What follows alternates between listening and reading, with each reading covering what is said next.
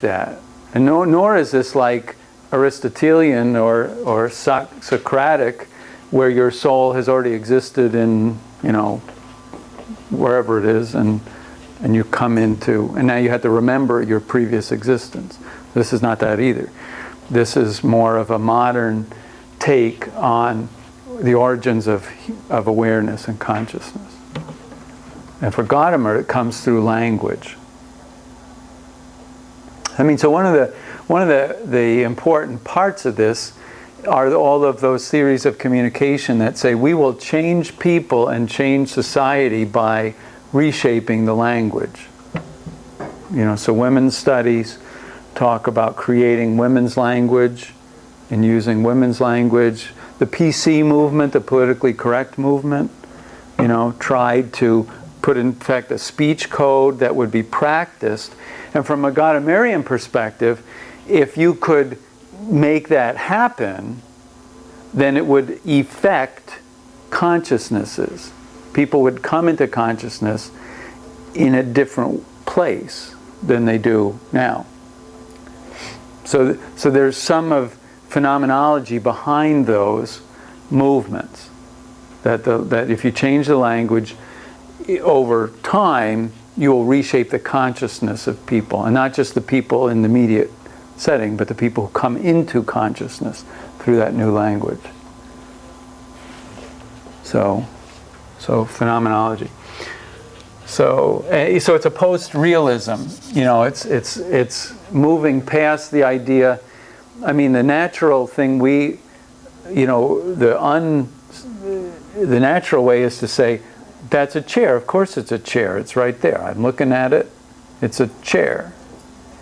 But all of this then leads us to recognize, we call it a chair because it's a semiotic symbol we've created, and we think of it intentionally as a thing we would use. We know how to use it. We know what it's at hand for us. And so it complicates all of this. How do you tell the difference between, when it comes to language, between semiotics and phenomenological? Because the way I was kind of thinking about it is more specific, a word and what it means, and the baggage or whatever that it has is just associated with that symbol. So the more boat compared to ship is more detailed. So then when you throw other things in it, right, that would be how do you kind of tell the difference? I'm thinking that phenomenology focuses more on process of interaction than on the words. At this point, Gadamer is talking about language in a very abstract way. He's not getting into specific signs and symbols and talking about politically correct speech. He's way up here talking about language.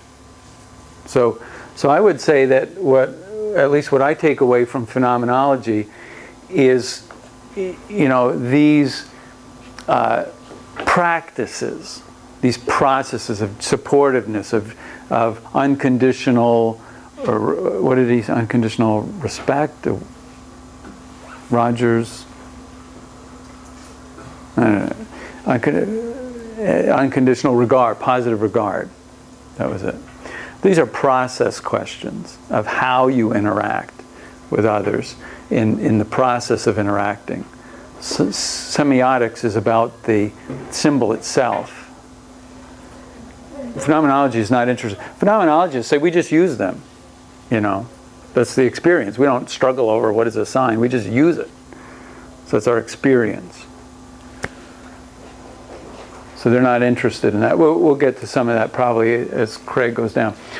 So the problems of communication are this issue of authentic human relationship, which is an I-thou kind of relationship, and not an I-it, or I'm going to use you, or I'm going to impose you, or change you. It's the encounter. Joe? The question I have, you said that they're constructing their own language, being politically correct and stuff right. like that. Wouldn't that cause a problem to an authentic human relationship?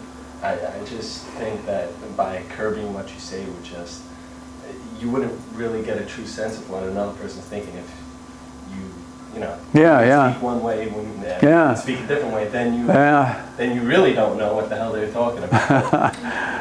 I mean, I hadn't thought of it that way, and oops, I'm sorry.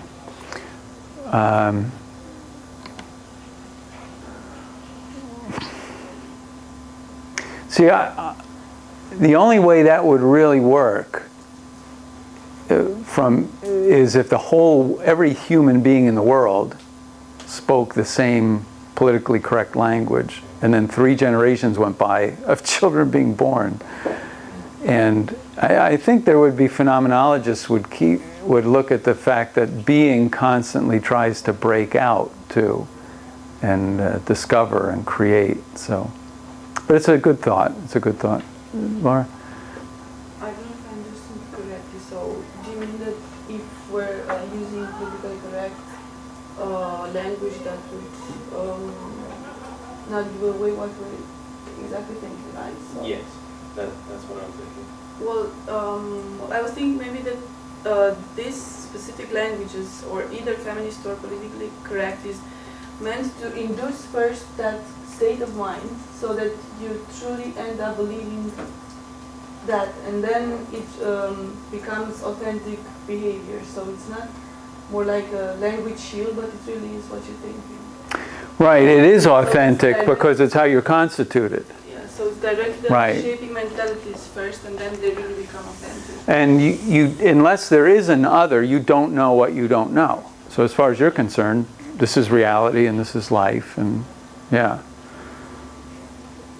Yeah, the question of but this is the question that globalization struggles with, and the McDonaldization of the world, that if we lose all these cultures, the phenomenologists would say, whoa, because they know things we don't know, so you better keep them, because you can study them and think, all right, we've got this, we can eliminate it now because we got it in a book. No, you need the otherness. You need the diversity. So if you're, I guess that's true. If you're thinking about diversity in organizations, phenomenology is a big part of that. The experience of the otherness, expansion of your learning things you didn't even know you didn't know. Yeah. Just to go back to the sort of the roots of the PC thing, I think maybe the immediate concern was about this because it was about if you go into a meeting and call a woman, hey babe, right, right. You're probably not going to get from her. You're going to get authentic silence and authentic, yeah, no, but I mean, whether it worked or not is sort of another issue. But right. I think that maybe it could be argued that it was about trying to re-engage the cycle of the right. circle. Well, I think the feminist argument is that men objectify women as things, right? So it would be, Buber would call it an I-it relationship, I suppose. Right? Instead of an interest in genuine encounter and dialogue and experience of otherness, right? Yeah. So the meta-discursive vocabulary is the language used to talk about this. So in your reflections, this becomes an important category for you to use. And I'm asking you to write things that apply these languages to your experiences. So when I say do an analytic, so in some emails I've been getting, I write to people, you tell me a lot of the experience of communication, but there's not enough analysis of it. So start with the theory a bit more, and because that's what the course is about. The course is about making that connection between theories and the way they describe and explain things. So this, you're going to talk about experience, self, and other, dialogue, genuineness, supportiveness, openness. You're going to talk about horizons, interpretation, interpretive communities, you're going to talk about hermeneutics, hermeneutic circle. That's the language that you talk. I have a question. What about like languages or like cultural, like in certain areas, like certain, would that be under phenomenological or would that be under culture? Well, it depends what questions you're asking and what methodologies you're going to use. So it does move, even Littlejohn says it does kind of move over into the sociocultural. And yeah, so, right, but so I mean, don't think of these again as mutually exclusive categories. There's overlaps. But at the core of phenomenology are these questions. So if I'm Clifford Geertz, is it Geertz who went to do the Bali and did the rooster fighting? Right, Geertz. If I'm Geertz and I'm in Bali studying rooster fighting, I'm asking questions about what are the patterns of beliefs and how does this behavior and ritual serve the culture. That's not what a phenomenologist is asking. A phenomenologist is looking and saying, okay, there are beings here. And all of these beings have a different experience of the world than I do. So how do I encounter authentically these other beings so that my life world is enriched with knowing what I didn't even know I didn't know because I've encountered them? That would be a phenomenologist question. Yeah. So Craig says it's plausible. Phenomenology, we say, yeah, it's plausible when it appeals to commonplaces such as we all need human contact, we should treat others as persons, we should respect differences and seek common ground. We already know that. So when phenomenology says that, you say, yep, you're plausible. That makes sense to me.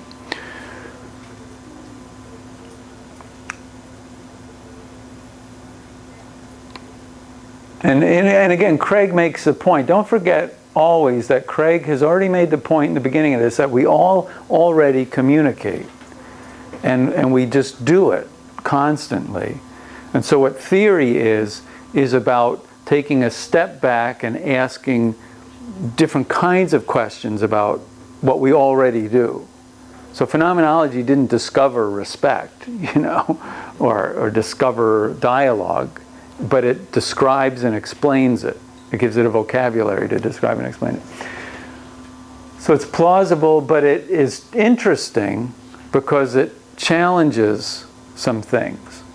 So we think communication is skill, which Buber would kind of say is kind of an I have to use the right things to get this to do what I want it to do. And phenomenology says, no, communication is encounter. Communication is openness, not skill. Skill is an instrumental rationality. I use skill to make happen what I want to happen. Now, I mean, you could argue that skills in dialogue, but that's not. He just wants to point out a thing. The word is not the thing. So phenomenology would say the word itself is what we have. We have consciousness and words. So that's all there is. So the word is the thing. And facts are objective and values are subjective. And the phenomenologist would say the opposite. That facts are subjective and values are objective in the sense that you have values and I have values. So they exist in us. And the way we talk about facts is phenomenology gets interesting because it takes things that we assume and it challenges it. It says, no, think about it this way. Think about it a different way.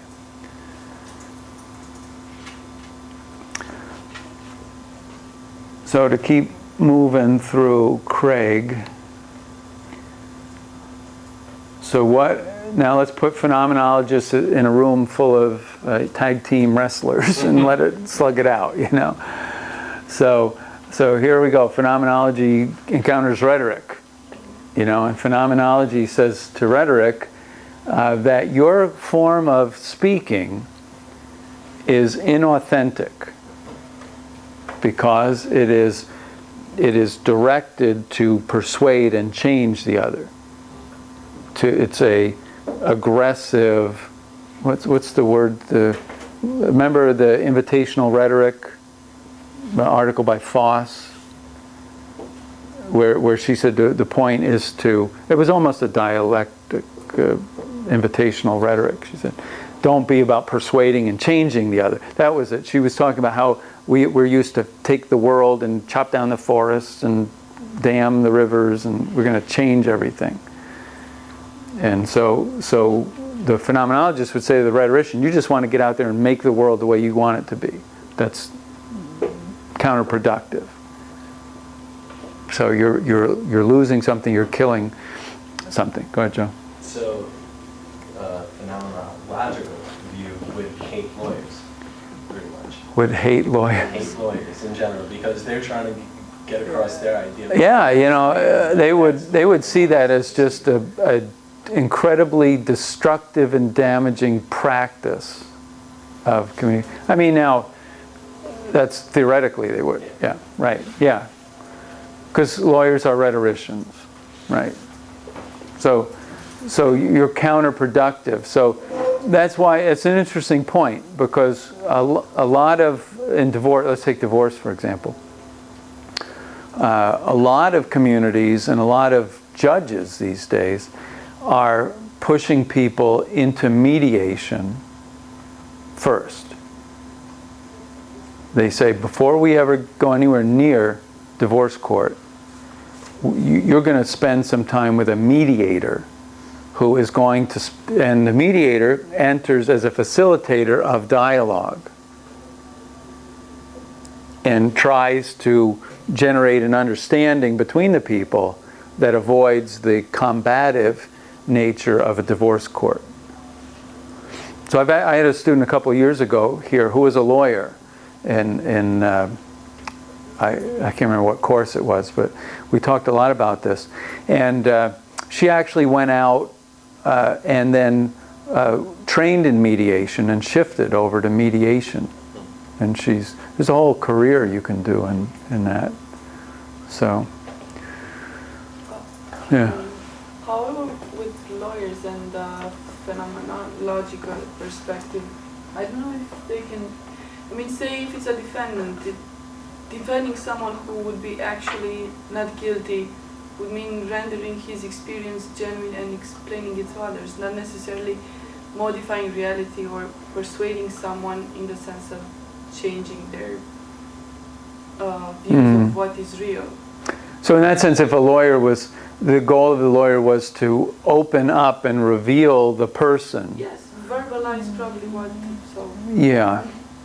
I don't know how it works. I mean, ideally that would be great. Yeah. My sense tells me that's not what's going on because there's money involved and there's property. Yeah, theoretically speaking, you might try to do that. Aristotle would just say then that becomes a pathos, becomes an emotional appeal. Yeah. So the phenomenologist and the rhetorician part ways, agreeing to disagree. You know, and then a phenomenologist meets a semiotician, and he says to him, you want to make all these distinctions. You can't. All we have is language. We are language. So languaging, being a participle, the doing of language constitutes the world.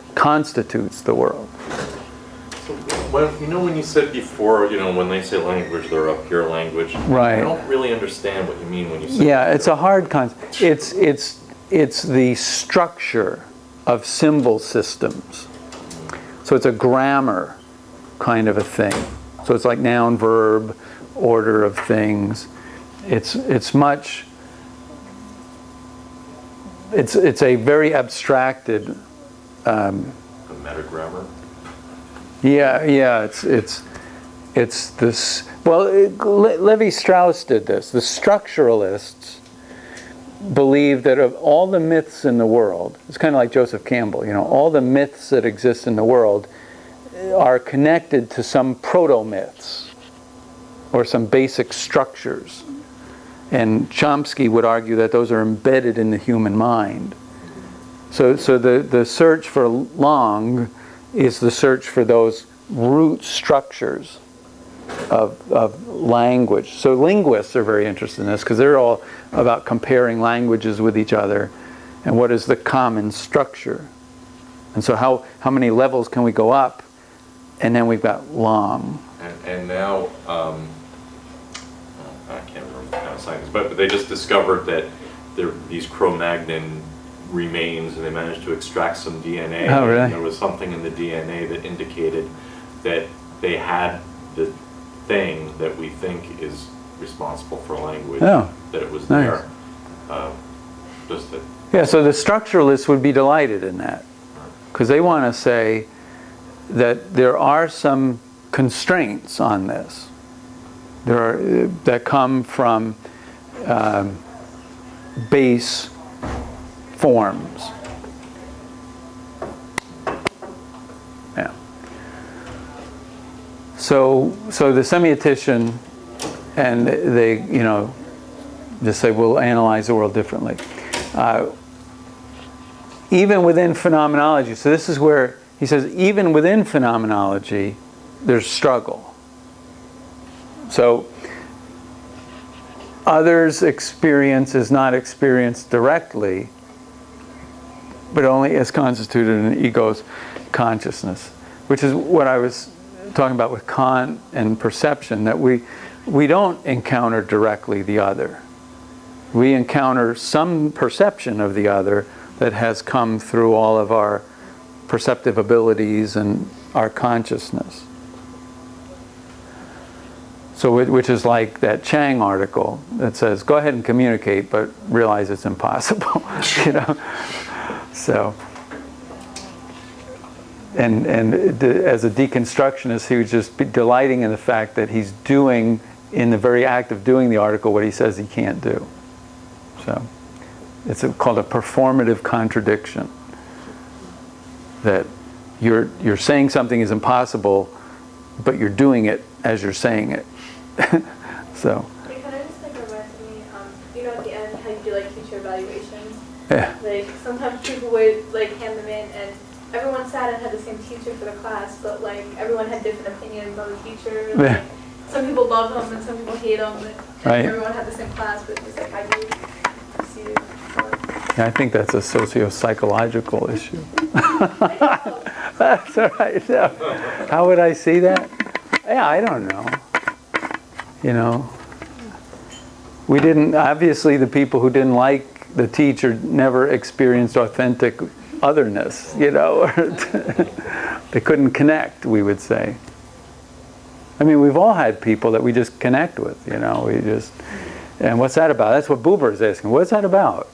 How come I can live with someone for 40 years and connect differently with somebody else in 2 minutes? How does that work? What's that about? And so that becomes the issue of how these things work. So the phenomenologist meets a cybernetician and says, you are always looking at the way information flows to function for something. So it always has a function. It's doing something. It's conveying information. It's controlling something. It's so that that's not the way we live. We don't live as part of control systems. We have freedom. We have artistic. We have poetry. We have, we're not all about control and function. So there's something bigger than the human in the human. We are embodied. This is a big word these days. I don't know how many of you encounter that word in other contexts, but that's a very big word. A lot of thought is being given these days to the fact that there's no such thing as an unembodied consciousness. So our bodies are integral to our, it's getting away from the Platonic dualism of body and soul, that we are always embodied beings. I took a course in graduate school on discourse and violence. And it spent a lot of time on this issue of people's experience of violence and how it was connected to discourses that supported that violence, but then also the discourses of people about their pain from violence. So there's a lot of talk these days about this embodied issue. Yeah. So the phenomenologist meets a socio-psychologist. And now this is really going to be different because this person is used to doing quantitative research, operationalizing human qualities, measuring them on scales, and testing hypotheses. So the phenomenologist is like, wow, you're not like some observer able to be disconnected from the object and study it objectively.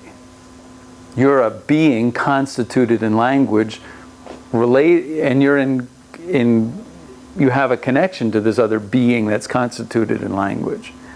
And as you interact with that being, you change that being and you affect that being, and that being affects you. You can't just pretend that you're disconnected.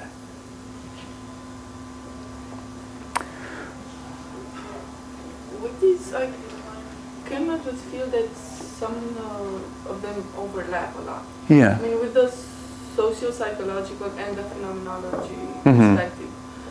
I mean, if for phenomenologies, we are historically affected, right? Right. I mean, what is history? Isn't it culture, social context?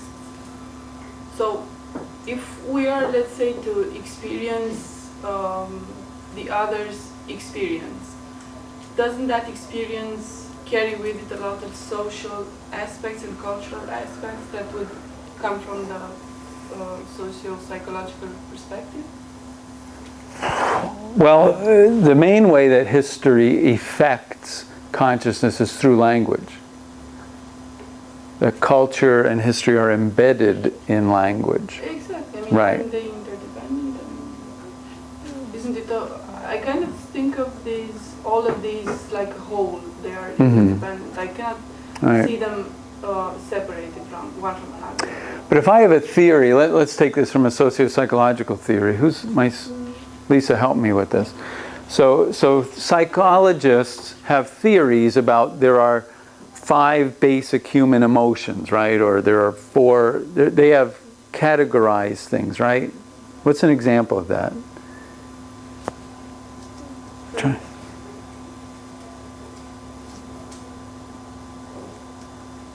They have conceptualized traits about humans and said that people have and they've kind of tried to give comprehensive theories about humans, right? Phenomenologists would say, holy mackerel, your whole conception that you know objectively what the human being is, what's that? You're just using language that constituted you to think you're describing what's real, and it's all you're describing is your own construct. What was the article we read that, was it Locke was making the argument about signs that have no connection at all to the reality? Words that we think to tell us what it is, the essence of a thing. So I think psychologists think they are at the essence of a thing. We have described objectively what a human being is. And phenomenologists would say, you have no clue because all you've got is language and you're describing your own descriptions. And then again, here semioticians would say that language is a cultural construct. Culturally. Right, the semioticians would. So but- then we kind of have three of them. Should agree. Or Yeah, Craig should make another chart where three of them get together and talk, right? What you just described is, just so to get, try to use some of the language, what you just described is an example of the colonization, the scientific Yes, colonization. of the life world or of the